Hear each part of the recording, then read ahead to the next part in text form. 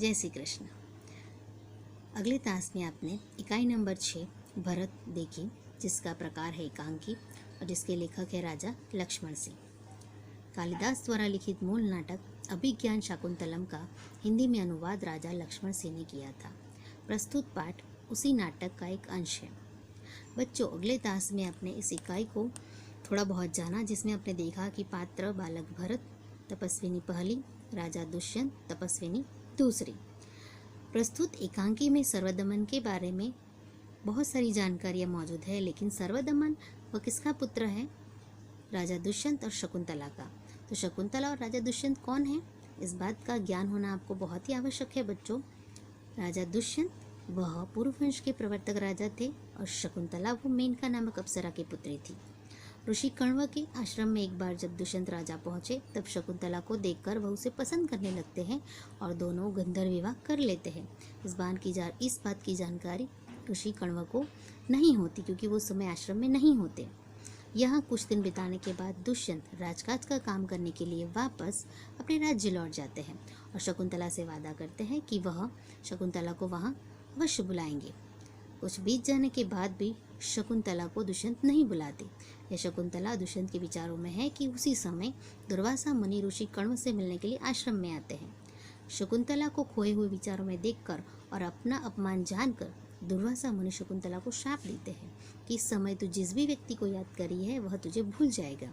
शाप को जानते हुए शकुंतला बिल्कुल स्वस्थ होकर दुर्वासा मुनि से माफ़ी मांगने लगती है और दुर्वासा मुनि अपने शाप को कम करने के लिए उसे कहते हैं कि तुम्हारा पति, यानी कि जिस भी व्यक्ति को तू याद करी है, उस व्यक्ति को अपनी प्रेम स्वरूप निशानी अगर तू दिखाएगी तो वह तुझे अवश्य याद कर लेगा और फिर से तुम्हारा जीवन अच्छा हो जाएगा।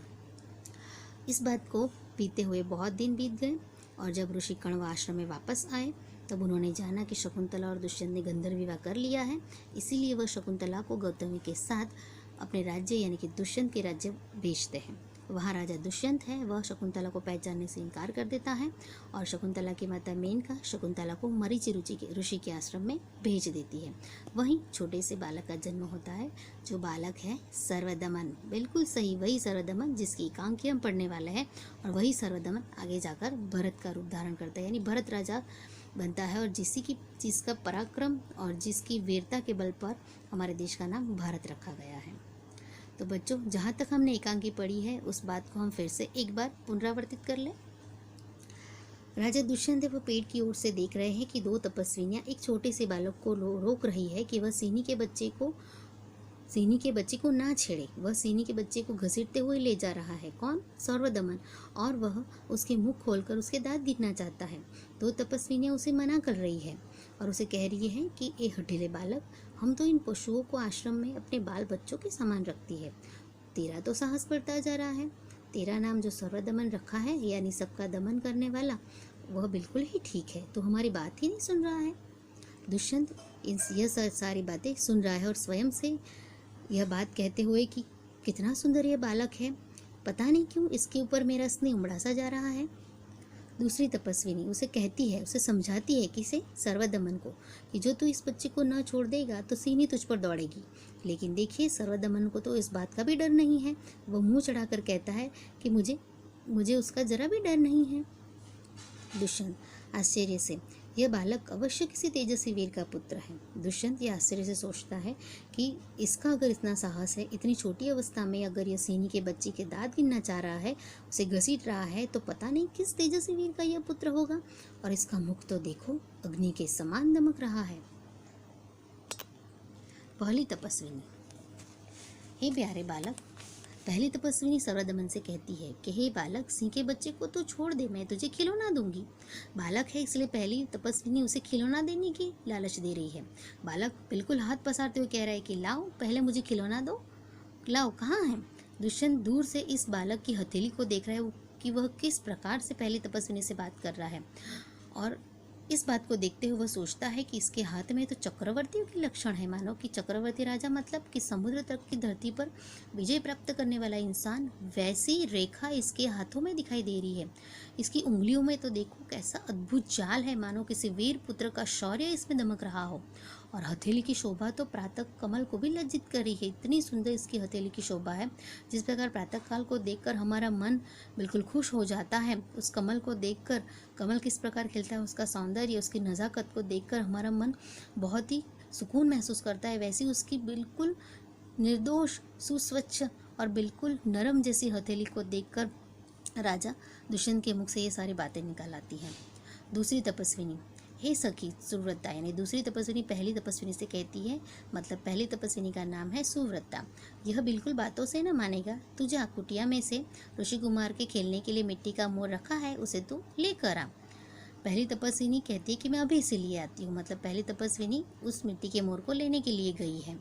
यहाँ तक बच्चों आपने अगले तास में देखा था। अब हम आगे बढ़ते हैं। बालक, तब तक मैं इसी सिंह के बच्चे के साथ खेलूंगा। यहाँ सर्वदमन है, वह बिल्कुल ही चालाक है।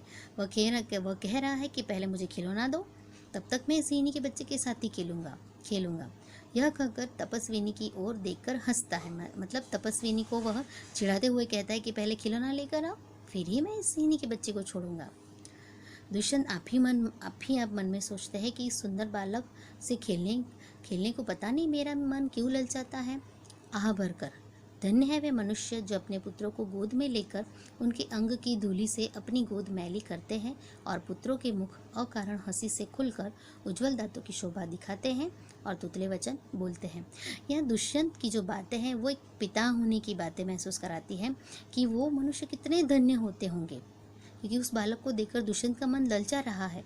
वह आह भरते हुए, यानी कि अपने मन में इस बात को जताते हुए कि काश यह बालक मेरा होता, कि जो मनुष्य होते हैं कि जिनका पुत्र होता है वह उन पुत्रों को अपनी गोद में लेकर उनके पैरों पर जो धूल लगी है उससे अपने वस्त्र को गंदे करते हैं, उनके मुख पर अकारण खुशी देखते हैं, उनके पुत्र के मुख पर जो वो अकारण हंस देते हैं, वो उनकी निर्दोष हंसी, खुलते हुए उनके उज्जवल दांतों की शोभा कितनी खूबसूरत लगती है, और साथ ही वो तुतले वचन बोलते हैं।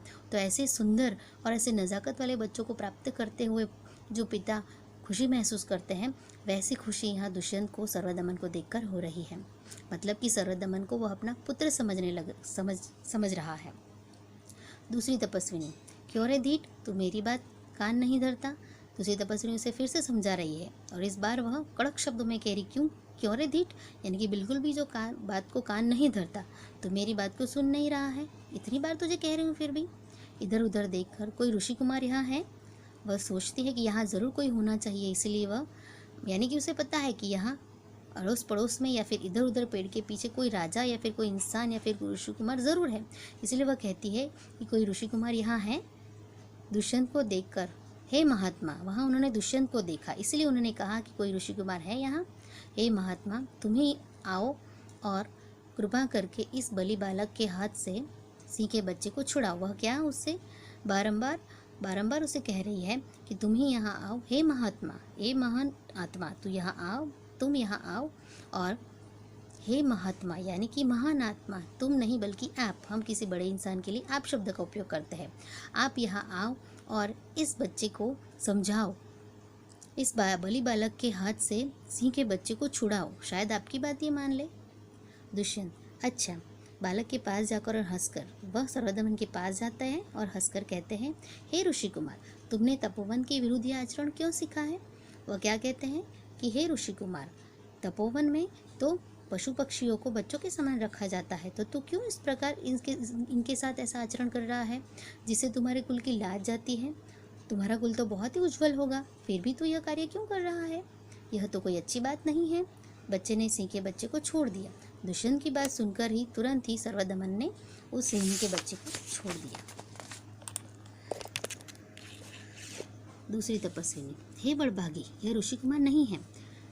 जिस प्रकार दुष्यंत ने उस बालक को सर्वदमन को ऋषि कुमार कहा कि तुरंत ही दूसरी तपस्विनी ने कहा कि हे बड़भागी, यानी बड़े भाग्य वाला इंसान, बड़े भाग्य वाले राजा, यह ऋषि कुमार नहीं है। दुष्यंत ने कहा, सत्य है, उसके काम ही ऐसे साहस के हैं, यह ऋषि कुमार नहीं जान पड़ता, परंतु मैंने तपोवन में वास्तविक इसे ऋषि कुमार जाना था। क्या कहते दुष्यंत?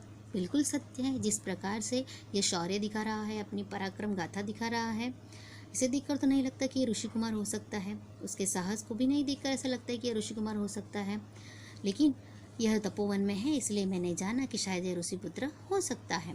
बच्चे की हथेली को अपने हाथ में लेकर स्वयं से।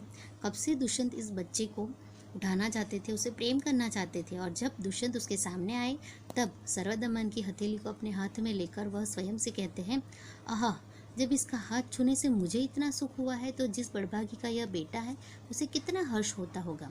मतलब वो मन ही मन इस बात को महसूस कर रहे हैं कि शायद ये मेरा बेटा है, और वो कह रहे हैं कि जब इसका हाथ छूने से मुझे इतना सुख मिल रहा है, मैं इसे अपने बेटा जैसा समझ रहा हूँ, मेरा प्रेम एक पिता की तरह इस पर उमड़ रहा है, तो जिस बड़े भाग्य वाले इंसान का यह बेटा होगा उसका मन इसे देखकर कितना हर्षित होता होगा, वो कितना खुश होता होगा।